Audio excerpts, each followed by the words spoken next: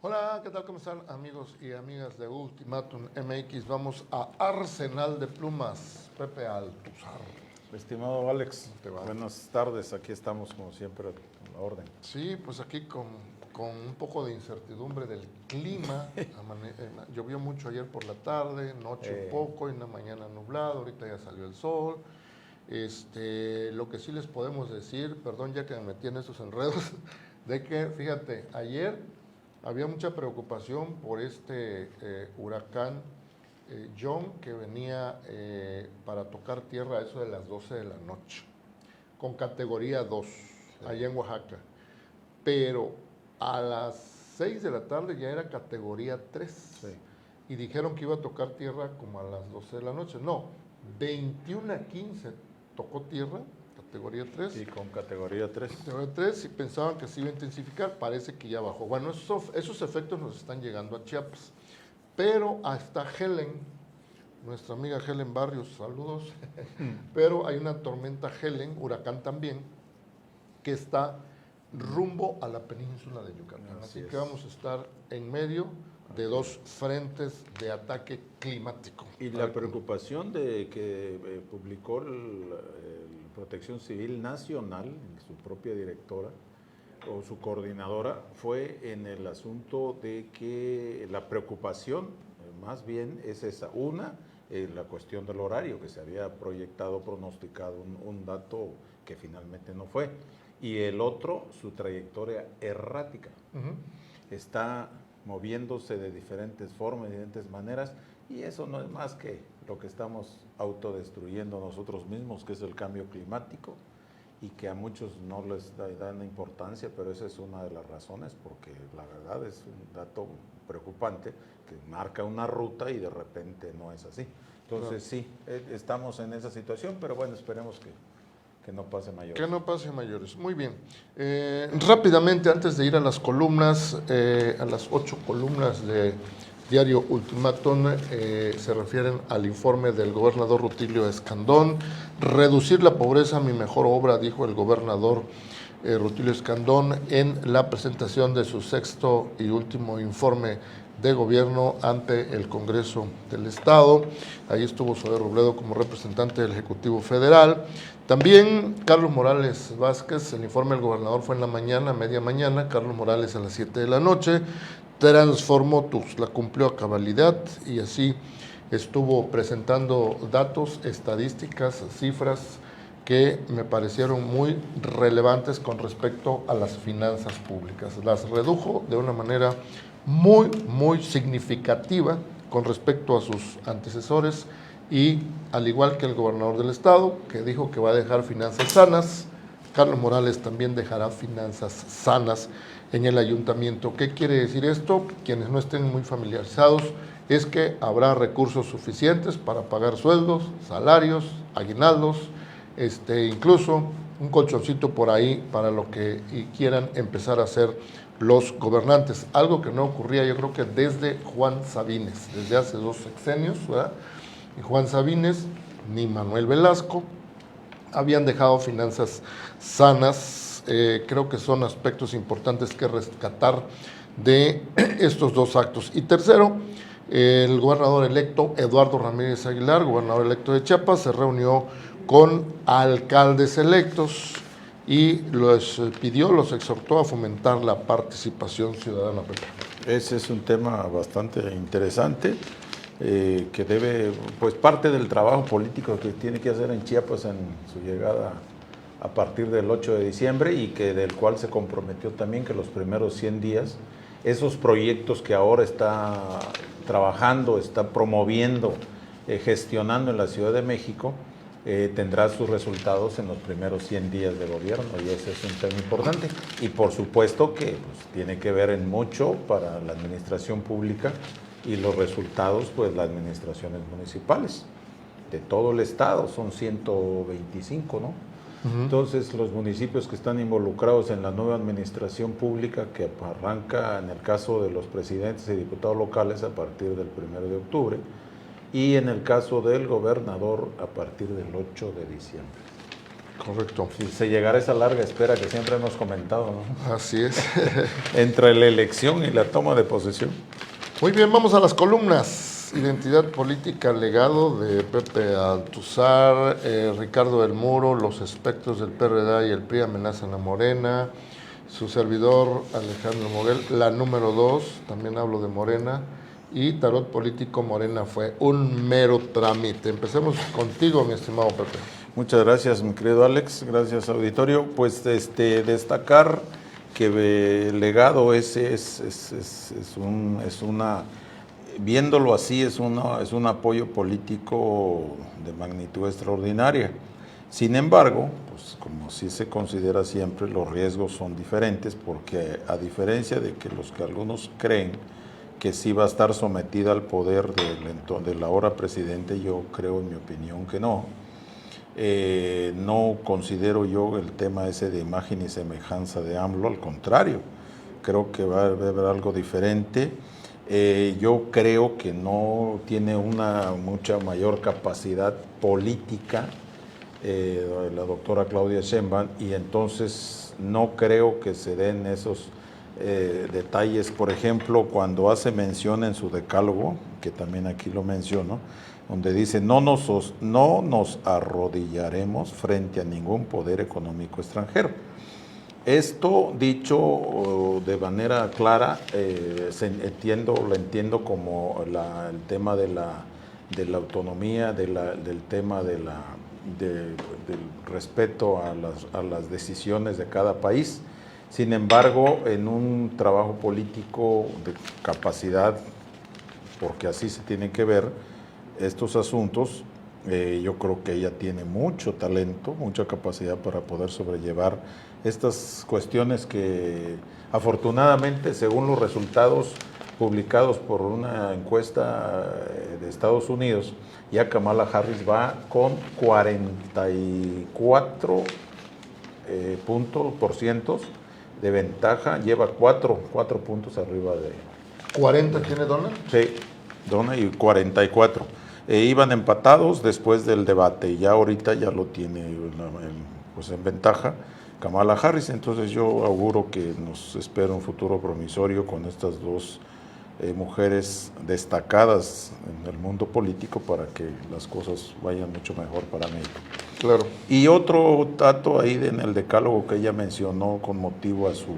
Antes, mi querido Alex, que menciono que el Universal publicó una encuesta y dice, ¿está bien preparada para gobernar? 81% dice que sí, y no lo está, 12%.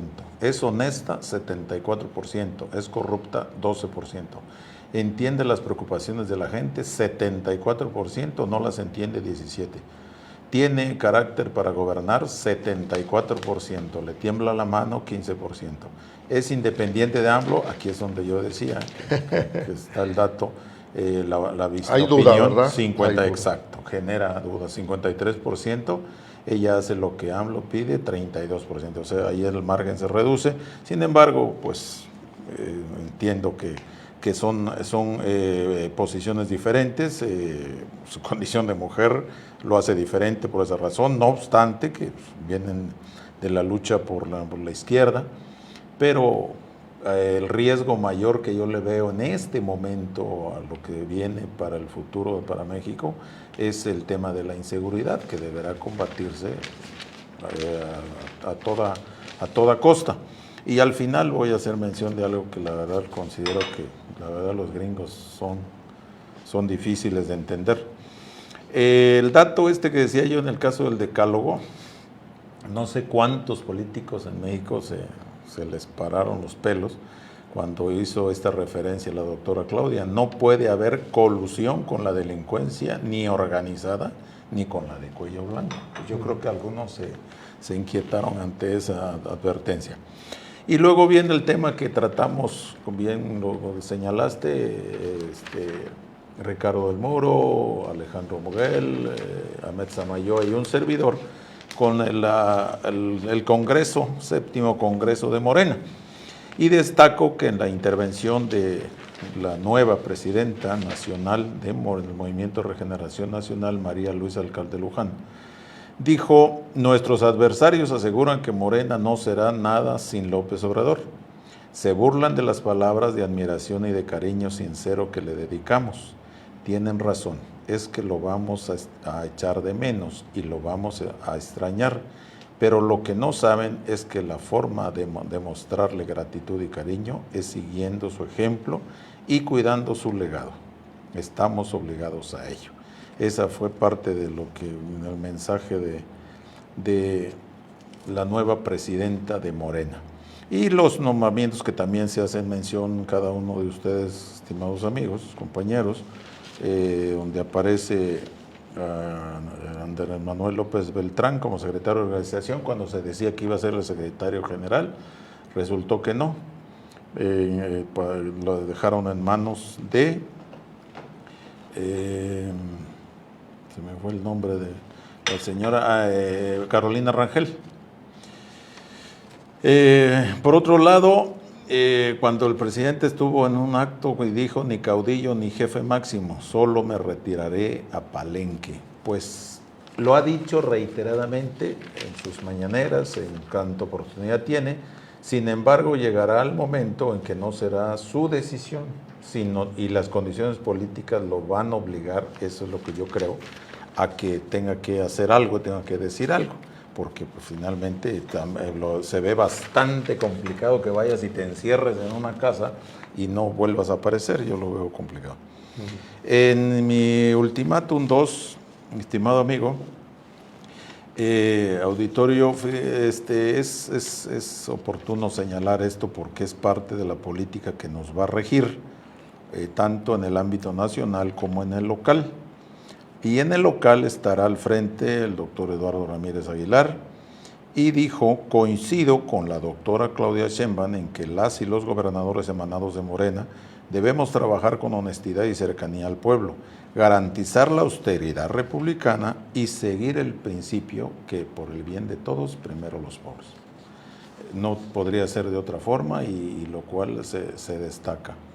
Asimismo, destacó el papel del presidente López Obrador, que es fundamental para el crecimiento y consolidación de este gran movimiento, priorizando siempre el humanismo mexicano. Y ya hablaremos del humanismo mexicano en la nota de la columna de nuestro director, porque ahí hace un análisis bastante interesante. Y el tema que te decía, mi querido Alex, ya para terminar, ultimátum 3, es esta declaración irresponsable. No la puedo decir de otra forma, de este señor Ken Salazar, que es el embajador de Estados Unidos en México, cuando dice que Estados Unidos no es responsable de la violencia en México, y su propio país dice: el ingreso de armas a México es del 72% que salen ilícitamente de Estados Unidos. México es el mayor mercado para las armas traficadas de manera ilegal desde Estados Unidos, pues recibe el 72%. Y lo dijo la Agencia de Alcohol, Tabaco, Armas de Fuego y Explosivos del gobierno estadounidense. Entonces, yo creo que no puede ser que un señor que se supone ya tiene una gran trayectoria, una gran experiencia, haga una declaración diciendo que no es responsable. Por supuesto que sí, pues es un negocio que lo hacen en México y en todo el mundo, la venta de armas. Por lo que yo considero, como decían los antiguos, válgame Dios, con estas declaraciones, y por el momento, amigo, es cuanto. Muy bien, pues yo lo enfoco desde el punto de vista de la número 2. La número 2 de la dirigencia nacional de Morena, pues Luisa María Alcalde es más conocida, ya fue secretaria del Trabajo, creo que desempeñó un papel bastante decoroso como secretaria del Trabajo. Luego, como secretaria de Gobernación, ahí tuvo unos dislates cuando se metió mucho a política, defender solamente a Morena, electoral, cuando se supone que un secretario o una secretaria de Gobernación debe ser muy neutral. Pero bueno, es la más conocida, y digo ahí que las cosas ocurrieron sin sobresaltos porque la línea la dio Mario Delgado desde hace mucho tiempo, que la única inscrita para ese proceso había sido ella, o la única que había levantado la mano para ser dirigenta o presidenta del Comité Ejecutivo Nacional de Morena había sido Luisa María Alcalde. Todos los demás lo entendieron y nadie dijo me voy a registrar, ¿verdad? Para competir en un proceso interno. No, fue la única. Donde sí hubo alguna incertidumbre para la Secretaría General, la posición número 2 del partido Morena. Habían dicho que iba a ser Andy López Beltrán, el hijo del presidente López Obrador, el número 2, pero finalmente se decantaron para que fuera el secretario de organización, que es una posición mucho más activa en la organización del partido que la Secretaría General. Entonces, ellos dos son muy conocidos, pero la que no era muy conocida es Carolina Rangel, la que quedó como número 2. Todos la han de ubicar en algún momento porque empezó en el sexenio en la ayudantía del presidente López Obrador. La ayudantía es el equipo de personas que andan alrededor del presidente, son los que le abren la portezuela de la camioneta. También en este caso había mujeres que le abrían paso en el camino cuando él iba de un evento, saliendo de un evento a la camioneta o de la camioneta a un evento. Y ahí estaba los que reciben los documentos que le entregan al presidente. También funcionaba de esa manera, exactamente, en los eventos públicos. Y ahí anduvo Carolina Rangel, pero fíjate que antes, hay que decir antes, me estaban comentando que ella fue fundadora de Morena, o sea, fue activista desde muy chava. Muy joven. Anduvo ahí pegada, entonces pues eso también en política cuenta. Y el presidente López Obrador, pues yo creo que viendo potencial en ella, la tuvo ahí. Luego se la llevaron a Michoacán, de donde ella es originaria, ¿va? Fue secretaria de Desarrollo Social y Humano. Después fue secretaria de Igualdad Sustantiva y Desarrollo de las Mujeres, también allá. En el 2024, en este año, fue candidata a diputada federal por mayoría relativa, pero no ganó, perdió la elección. Y bueno, ahorita la rescatan ahí para que sea la número 2 de Morena a nivel nacional, ¿verdad? Y ahora nada más, para ubicar tantito, todo el mundo se está dando cuenta de que hay un relevo generacional importante ahí de los nuevos dirigentes. Déjenme decirle, Luisa María Alcalde Luján, la dirigente nacional de Morena, a partir del 1 de octubre, tiene 37 años, Pepe. Sí. Nació en el 87. Sí. Andy López, 38. perdón, la segunda, Ajá. sí, la número 2, Carolina Rangel, tiene 35 años, ¿no? Nació en el 89. Y Andy López tiene 38, nació en el 86. Así que todos ellos tienen entre 35 y 40 años, están muy jóvenes para estar ocupando ese tipo de cargos. Estábamos acostumbrados que los partidos tradicionales, ¿verdad?, colocaban a gente con mucho más experiencia, personas mayores que tenían el colmillo más retorcido que los demás para eso de la política, pero ahora Morena le está apostando a nuevos cuadros. Vamos a ver cómo les resulta. Es un trabajo a largo plazo, evidentemente, porque no se ve inmediato alguna posición política o un cargo más bien en la administración pública, sino más bien el trabajo político que tienen que realizar. Y en el caso del secretario de organización, pues él se encarga de buscar los candidatos para la próxima elección. Sí, fíjate que están metidos, dicen, en la formación hasta de comités seccionales, comités municipales, o sea, la estructura que viene desde abajo de toda organización partidista está en la Secretaría de Organización que va a tener Andy López. Y otra cosa a destacar, amigos, es el asunto de que se dio sin sobresaltos, de un congreso light, aplanado. Pero no cabe duda que hay un control político. Han ejercido el trabajo, obviamente, del presidente, de la doctora Claudia, de la nueva dirigente nacional de Morena y de toda la estructura, porque no hubo un solo sombrerazo, cosa que normalmente sucede cuando se dan ese tipo de congresos, de gente que queda inconforme. Entonces sí vale la pena destacarlo. Bueno, por el bien de la política, qué bueno que hay de alguna manera control. Exacto, bueno, eso es lo que yo platiqué el día de hoy. Vamos con tarot político. Morena fue de trámite, también más o menos como lo digo yo. Dice, lo que ocurrió el fin de semana pasado en Morena solo fue un trámite, aconteció la confirmación de que Luisa María Alcalde será la nueva dirigente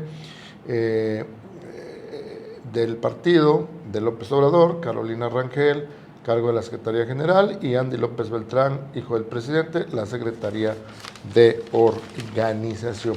Y lo que decías, hace alusión aquí a Metzamayo, algo que ya lo había publicado él mismo como una primicia hace como 2 meses, la formación, diría yo, de manera tácita, discreta, a discreción de un nuevo partido que se llamará Partido Humanismo Social. Recordemos que también hay que recordarle a la audiencia que después de cada elección presidencial se permite, la ley permite la creación de nuevas organizaciones políticas. Humanismo Social tendría que registrarse primero como una organización política e inmediatamente después vendrá el trámite para que se conviertan en partido. Sí. Pero pues de acuerdo con la publicación de Ahmed Samayoa hace como 2 meses, este Partido Humanismo Social, bueno, ya tiene su nombre, ya tiene hasta su logotipo, ya tiene previsto hasta quién lo podrá dirigir a nivel nacional, Francisco Lavín Rodríguez, según datos de Tarot Político, totalmente afín a la doctora Sheinbaum, ¿verdad? Y lo que nos surgía como dudas es de que qué está pasando, si tienen a un partido muy fuerte ahorita que es Morena, ¿por qué de la necesidad de crear otro? ¿Por qué bajo las directrices de Claudia Sheinbaum? Y si eso habría pasado por el tamiz del presidente López Obrador o no. Conociendo al presidente López Obrador, por supuesto que pasó por su autorización, ¿verdad? Porque si no iban a decir, bueno, me anda tratando de venadear por ahí, pues no, entonces tienen ahí como que algún pretexto escondido que no nos han dicho, pero que podemos interpretar, ¿verdad? Podría ser, ya lo hemos platicado, de que se quieren deshacer de los partidos pequeños que son aliados de Morena y que les salen muy caros, ¿no? Sí. Como el Partido Verde, que refunfuñea todo, que exige muchos puestos, que patalea, que quiere meter zancadas, o sea, como que quieren deshacerse de eso. Y que se vende al mejor postor. Así entonces es. No tienen una garantía de que les sea leal por siempre. Entonces este nuevo partido tendría el sello total de la doctora Claudia Sheinbaum y entonces ahí harían mancuerna entonces con lo que tienen de Morena y con lo que viene de humanismo social, es lo que dice aquí. Lo que no le va a quedar muy bien es sus siglas, porque le podrían poner pauso. Entonces como que no se oye muy bien. No se vería bien. Pauso. PHS, ni modo, ¿no? ¿Y Tarot qué dice? Y Tarot dice al final, habla pues es que es una gran responsabilidad, fíjate, y lo que comentabas, las finanzas no son una cuestiones comunes. En términos de finanzas, generalmente, históricamente, no eran finanzas sanas, o sea, no eran recursos que te dejaban para poder ejercer la administración que inicia, sino más bien deudas. Esas eran las finanzas que tenía que atender la nueva autoridad y pues asume la responsabilidad Ángel Torres Culebro para este próximo 1 de octubre. Ya puede disponer de esos 140 millones de pesos. Dice que lo dejan a su libre disposición y además de 117 millones de aguinaldo para el personal que labora en el ayuntamiento. Pues bueno, eso dejará el ayuntamiento, ojalá y no le derrumbe también la economía Tuxtleca, ya lo saben, dice nuestro amigo Tarot y Adivinanza, nuestro director general. Pues sí, esperemos que como en Tuxtla, en otros municipios, en otros ayuntamientos, pues las cosas caminen bien, en términos de la administración pública. Pues. Bien, rapidísimo, los aspectos del PRD y el PRI amenazan a Morena, lo que está diciendo aquí Ricardo del Muro, que Morena debería poner sus barbas a remojar, son palabras mías, ¿verdad? Pero más o menos dice porque si hubo partidos hegemónicos como el PRI, hubo partidos fuertes como el PRD, que ya perdió su registro a nivel nacional, no vaya a ser que al rato le vaya a pasar lo mismo a Morena. El desgaste del poder, El desgaste que habla del aquí, poder. y se supone que los partidos antiguos, los partidos con otra estructura, otra filosofía, los 95 años, no, tienen 150 años que existen. Entonces, aquí habla del desgaste del PRI 95 años, pero esto es debido a las crisis que ellos mismos provocaron, Claro. la debacle aquella desde la supuesta fraude del 88 con Carlos Salinas, después el problema del asesinato de su dirigente máximo, de su candidato, y una serie de acontecimientos que se fueron dando propias de la rebatinga del poder y de los intereses, y de que se crearon grupos al interior del propio instituto político, y el mismo caso del PAN, que tiene 85 años. Un análisis muy interesante que hace nuestro amigo Ricardo del Muro, que vale la pena leer. Perfecto. Y finalmente, Héctor Estrada, el Sabinal y el retorno de un afluente vivo. Dice Héctor, tuvieron que pasar décadas para que la columna hídrica del Valle de Tuzlán comenzara su recuperación. Sí. Y es que por alrededor de un cuarto de siglo el río Sabinal permaneció convertido en el principal desfogue de aguas negras para una ciudad que creció aceleradamente, sin planeación urbana y sin responsabilidad ambiental. Hoy, Carlos Morales Vázquez, en sus 2 trienios como presidente municipal de Tuxtla Gutiérrez, ha dejado totalmente saneado el río Sabinal, con todo lo que eso significa: aguas limpias, posibilidad de la fauna que se reproduzca ahí. Ya ha habido por ahí pececillos, aves que están muy allegadas a este afluente, porque ya no les significa contaminación como era antes. La salud de las personas que rodean al Sabinal también se ve beneficiada con todo esto. Y bueno, pues ayer fue destacado este hecho también. La nueva imagen del río Sabinal fue destacada en el informe del gobernador Rutilio Escandón, y desde luego en el informe de Carlos Morales Vázquez, que ha dicho él mismo, lo considera como uno de sus principales legados como presidente municipal de Tuxtla.